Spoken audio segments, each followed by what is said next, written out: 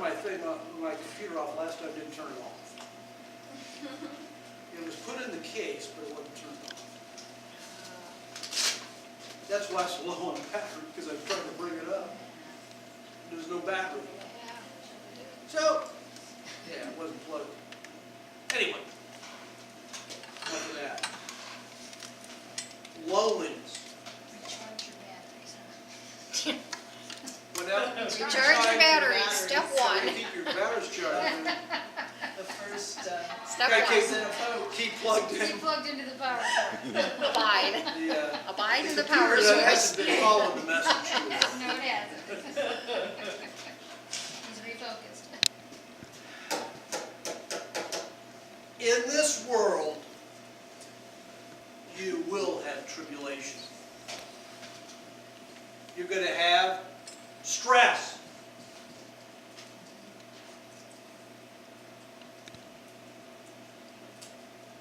But what happens if you have a no-stress life?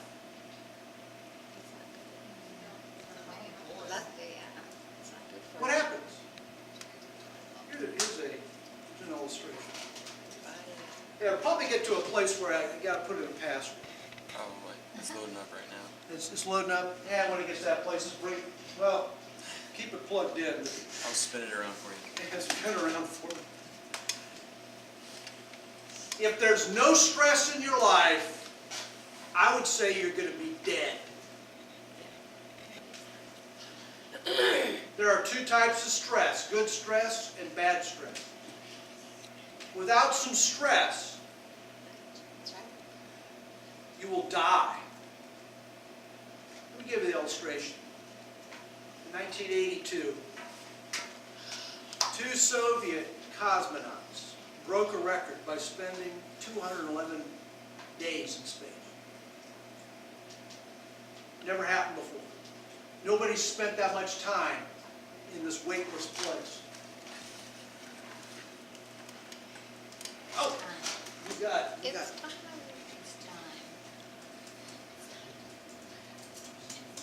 And then 211 days. Come on now. Intro. Ta-ta-ta. Oh, there it is. Oh. It's even up.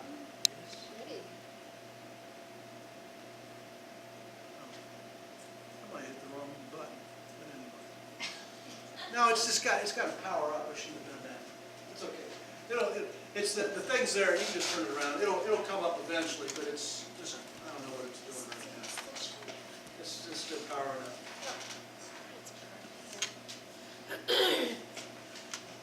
211 days. Television cameras prepared for these two guys to return from their flight around the Earth. I don't know how many times. A band waited to wave flags, lead the triumphant parade, celebrating the accomplishment of these two cosmonauts, right? So finally when they landed, the door opened, the band played, the people cheered, the television camera zoomed in, and nothing happened. They were weak for months of inactivity, and the cosmonauts were unable to stand up. Zero gravity living had deteriorated the muscles to the point where they had to be carried from their seats. They broke endurance records but could not stand or walk for months because their hearts were no longer strong enough to pump blood into their whole body. In response, the Soviets invented what they called a penguin suit, which is basically an athletic suit laced with rubber bands that causes constant resistance. By wearing this suit, muscles continue to develop and are spared from atrophy. Turn to your neighbor and say, you need stress. What's it doing? Oh, it went into Kindle for it. What now? What's a miserable prayer? Yeah. We need stress. You need. Good stress. And You don't need bad stress? We need good stress. Good stress. You need stress. stress, though, has a negative effect on the body. If it's an overwhelming Yeah. amount, yeah. Yeah, the brain chemistry goes wacky. I don't know. I don't know if this is Doesn't gonna, want to play today. I don't know, it might work, it might work. It's gotta be plugged in, right? It's gotta be plugged in, but for some reason. Yeah, Is let's- it on the separate screen? Start. Saying no signal. Hello. Yeah, it may have to restart. You may need to stressed out. reboot It's it. it's stressed out, too much activity. There's a lesson here somewhere. Recharge your batteries. All right, Yeah. I have no idea what's going on. This is the way it is right now. It's kind of like close to the beginning of creation, so you're getting there. It's more like us than we care to imagine.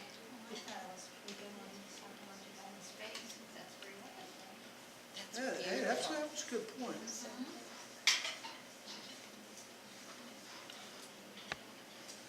There we go.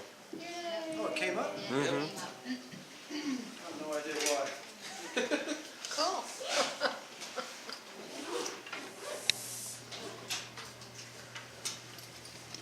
Plug this, plug this.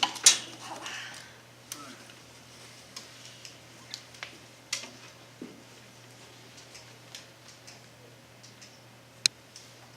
No, that doesn't work.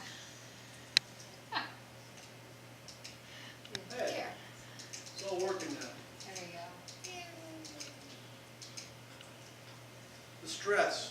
Let's talk about stress here. Healthy stress requires we have three elements in adequate balance. If you don't have enough challenge in your life, what's going to happen? If you don't have enough challenge in your life, come on everybody, if you're on a constant vacation, what do you do? Get bored. You atrophy. Nothing happens to you. There's too much vacation. If you don't have a purpose and something to do, we're not made for that. We need to have enough challenges in our life to keep us moving forward. We have to have enough controls in our life, like discipline. We need to have enough controls in our life, relationships, accountable relationships. But we need support. If we don't have support, we have to have enough support to be able to face the challenges.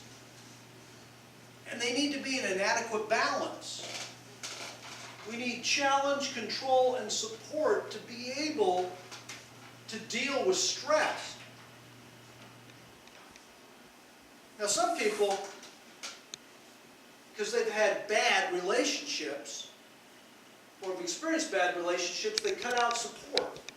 That's not going to work for you. Or you get challenges and you start doing things and you fail, so you cut this out, but you have no purpose.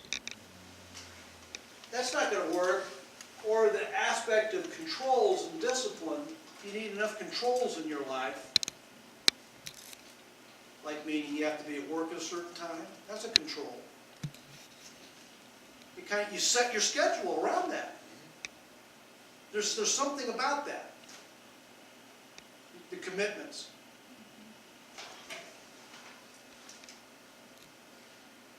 Ray Johnson says, I long for a zero-gravity life with no problems. How many want that? Zero-gravity life, no problems. No resistance, no challenges, and no stress, but God knows better. He knows that we need some resistance and some challenges, because the easier our lives are, the weaker our spiritual muscles will become. What do you think?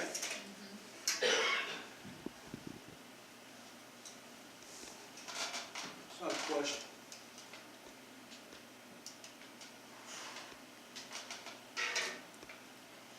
The one that I really want to talk about is the support thing.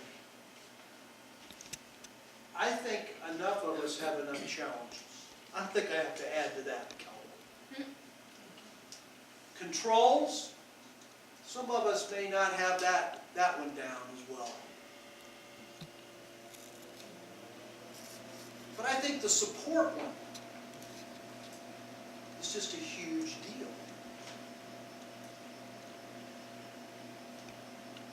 I think most of us would like control. We would like some controls in our life.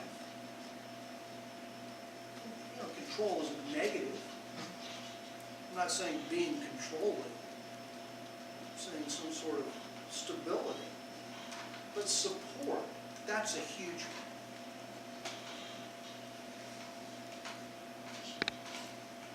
Winston Churchill, he connected deeply with all kinds of people throughout his life. It's understood that he had a strong marriage, solid family relationships, a lot of close friendships, and a large number of successful relationships at work. But on the other hand, okay, he had a lot of support right here, right? But on the other hand, he smoked cigars all the time. His control maybe wasn't quite. He smoked his cigars all the time. He drank too much. He had an unhealthy diet, had bizarre sleeping habits, and never worked out. How old was Winston Churchill when he died? In his 90s. He was 90 years old. So his doctor asked him whether he exercised. And he said, I get all the exercise I need being a pallbearer for all my friends who run and do exercise.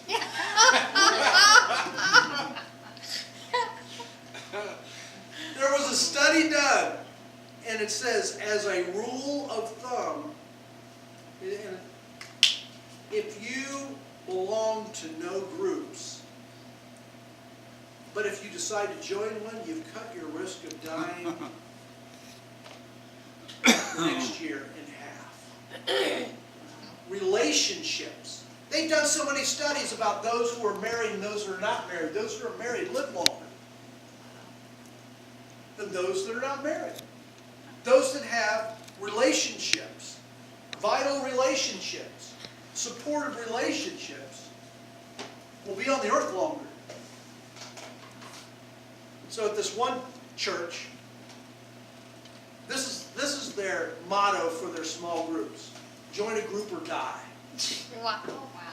That's what they said. Pretty strong. That's just strong. Yeah, really? Join a group. Hey, that's a thought. Join a group or die. And the idea there is you can join a group, but that doesn't mean you're together. Right. You can be in a marriage, but that doesn't mean you're together. You can have all sorts of relationships, but that doesn't mean you're connecting. I'm talking about support. This is a great story. Fortune 500 CEO stopped at a gas station while his wife went inside to pay for the gas. Here they are. They're in the car. Pumping gas. She goes inside and pays for it. He watched as she had an animated, pleasant conversation with the man that was working inside the gas station. When she returned to her car, he was curious and asked, "Who are you talking to?" "Oh, he was an old boyfriend," she said. Okay. And then he says, isn't that unbelievable? And her husband smiled and says, "I bet you're glad you married me, Fortune 500 CEO," instead of that service station attendant. And she paused and then replied, she says, "No, that's not what I was thinking at all. I was thinking, you're fortunate that I married you, or you'd be, because he'd be that Fortune 500 CEO and you'd be that gas station attendant." Connection! Wow. She's the woman behind the man, apparently. What now? She's the woman behind the man. Yeah.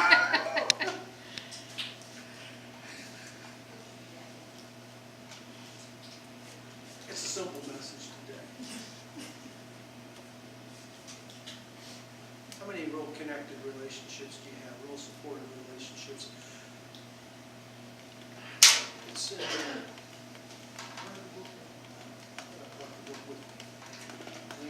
Yeah. oh, here it is. Somewhere I saw Here it. it is.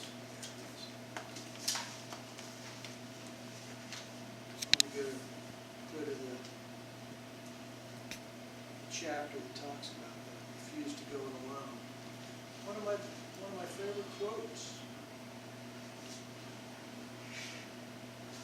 is in this chapter. And it talks about that you can never fully develop.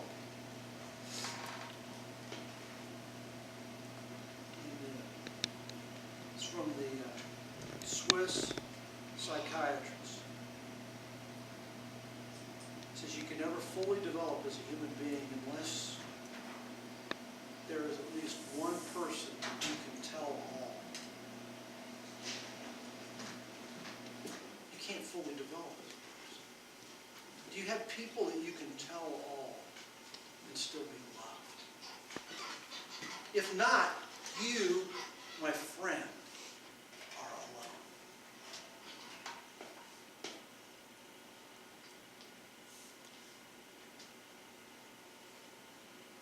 Alone.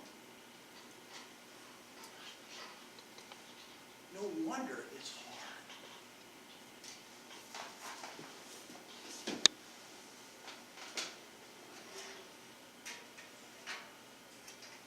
Probably the one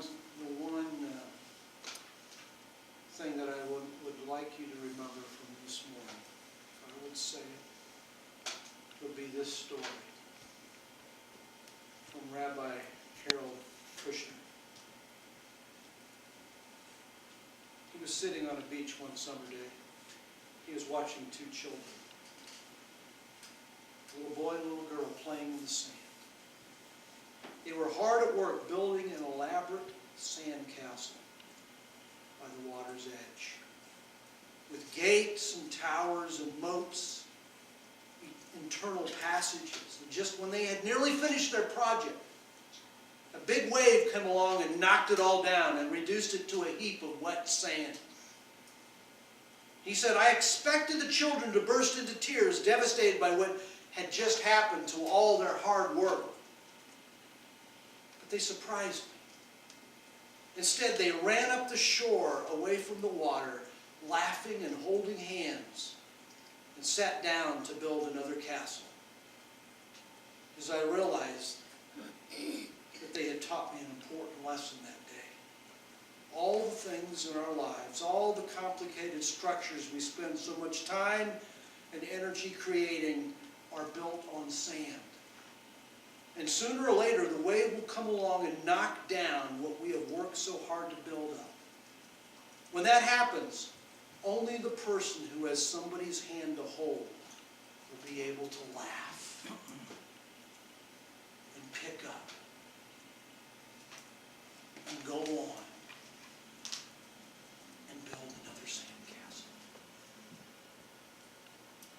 If you're alone, that's it.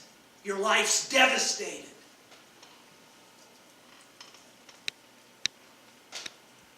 It was powerful. I read that.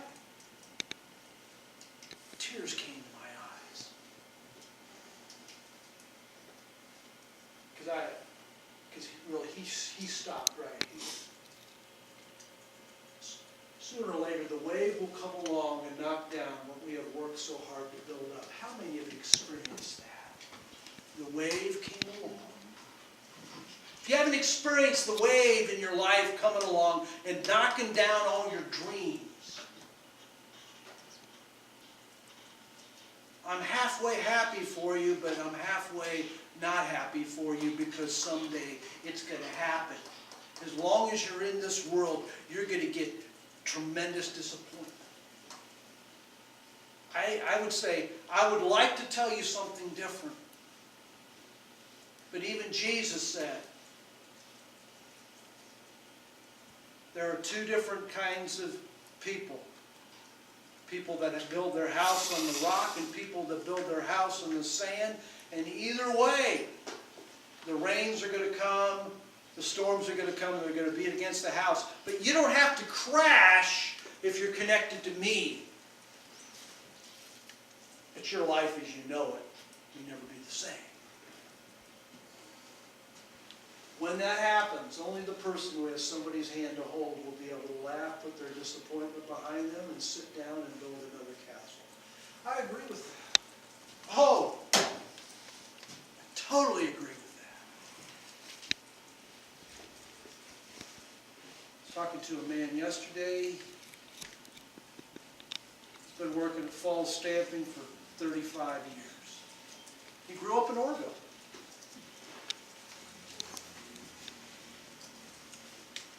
Christian man.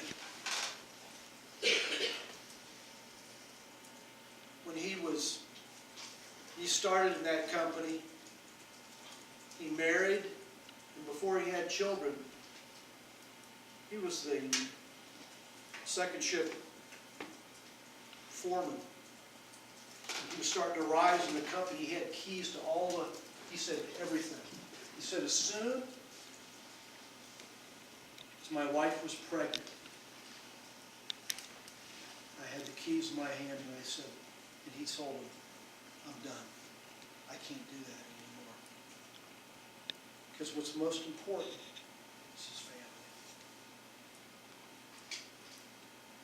And they've asked him many, many, many times between them if he would consider coming back, consider doing it. He says no.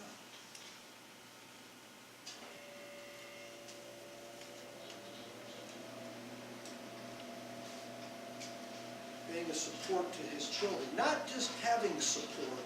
When I'm talking about supportive relationships, how many know that sometimes the best connections that you may be able to ever have is the support you give others? Because if we're looking for support all our life, we may never get it. But I can guarantee this, if you give support, you will reap it eventually. But if you're out looking for it, it's not going to come knocking to your door. Chances, you got to go pursue it.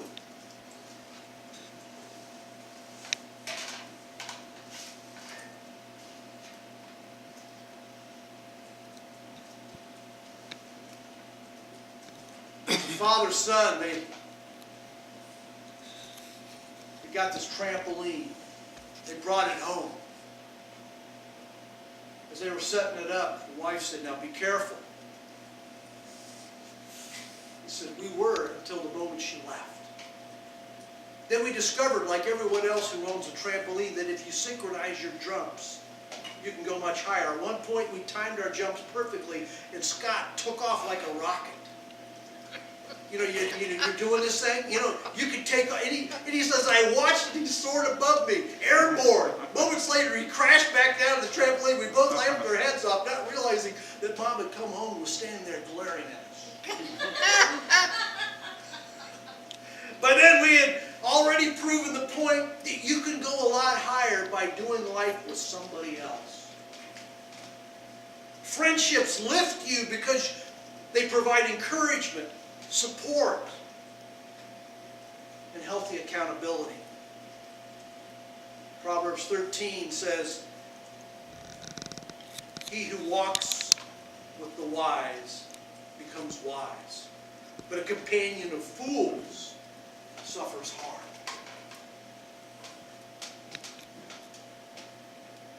Or Gene Miller in the Benita's superintendent Central says, you pick your friends, you pick your future. Tries to instill that in the students. You pick your friend, you pick your future. Larry Crabb, one author that I really like. There's probably 20 that I really like. Larry Crabb happens to be one of them. He says the core battle in everyone's life is to relate well with God, to worship Him, enjoy Him, experience His presence, hear His voice, trust Him in everything, always call Him good, obey the commands, even the hard ones, and hope in Him when it seems that despair is all you have. And he says, this is what he concludes with, that's the battle of the community of God that we're called to enter into in each other's lives. We need a community that's waging the same war that includes each other in the fight. None of us can win the battle alone, and God doesn't design us to win alone. We win the lifelong battles to stay encouraged and hold on to hope only as we join others who need our help to win the battles as well. Boy, I so agree with this. Relationships. That's what life's about. Real life. And you can't have them unless we're authentic. But many of us, as we know what sin does, in the garden, what did sin do? Caused alienation. It caused this disconnection between the man and the woman and God, and the man and the woman between themselves. It says they covered themselves and they hid from God. Many of us are just covering ourselves, covering our tracks, making ourselves look better than we really are, and we're hiding. That is what sin does. The consequence of sin is that. One last story, and then I'll be done today. I'll be doing a whole series on support, I'm sure.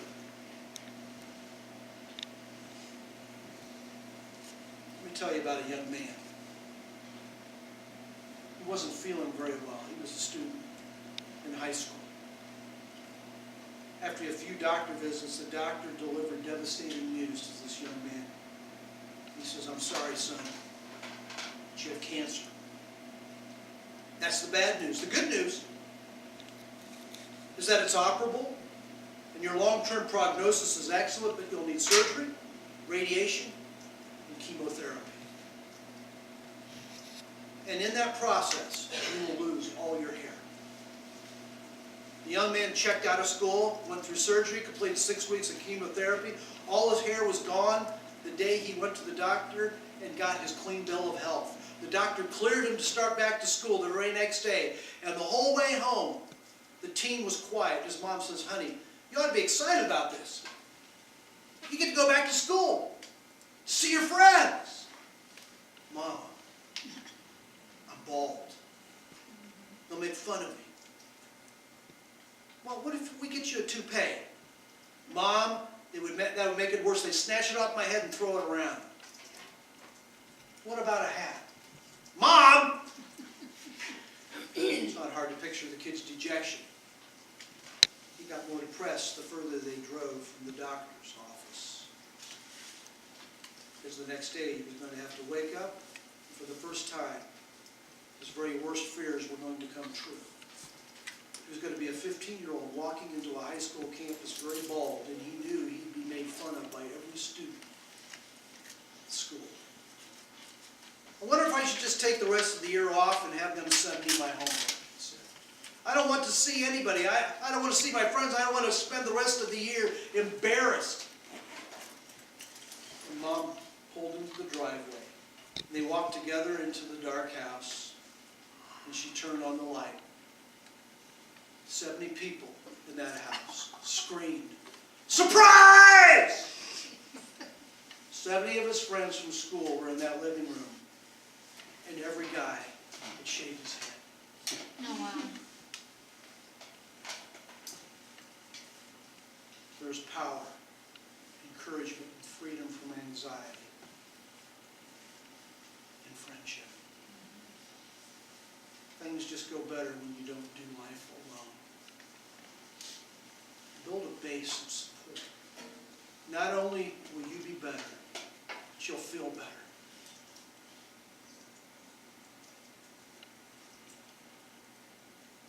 Now, I think we understand. There are no friend trees. You can't just go up to the tree of friends and pluck one off of it. Today would be a great day to start doing something to build your friendships. If you let them drift, they'll die.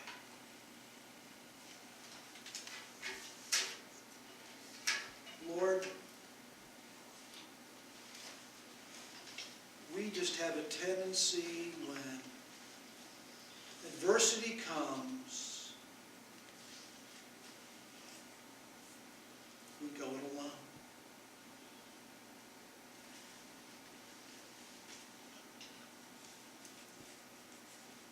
When adversity comes, we pull apart, we don't pull together.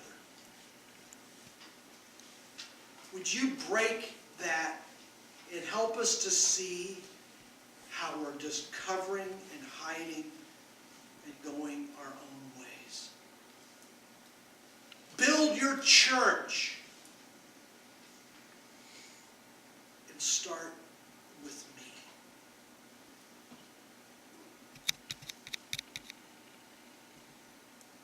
Help us that that would be our prayer, our personal prayer. Build your church and start with me.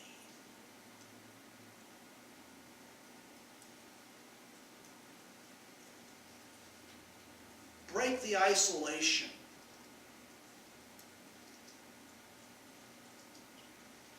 It really hinders us from being what you've called us to be. Thank you for who you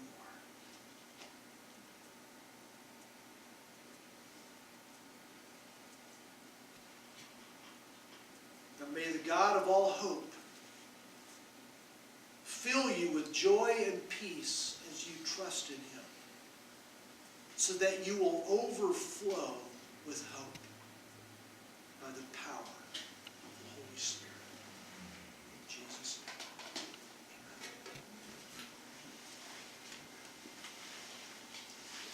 amen. Next week, focus on what God's calling you to do.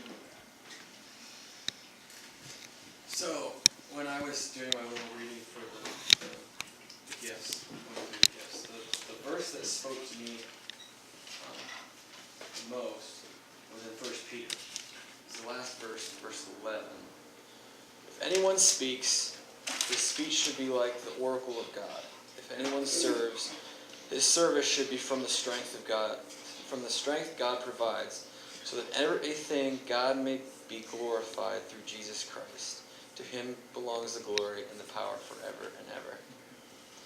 And, you know, I always enjoy doing things, you know, that I can do. I don't really enjoy things that I'm not all that great at.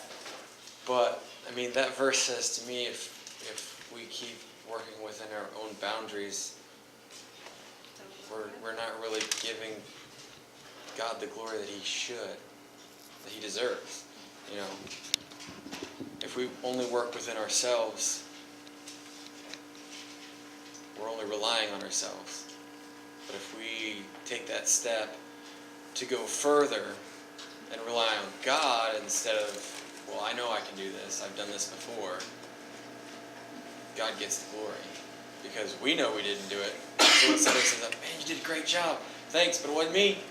You know, it was God. And that was something that spoke to me. So, are there any announcements?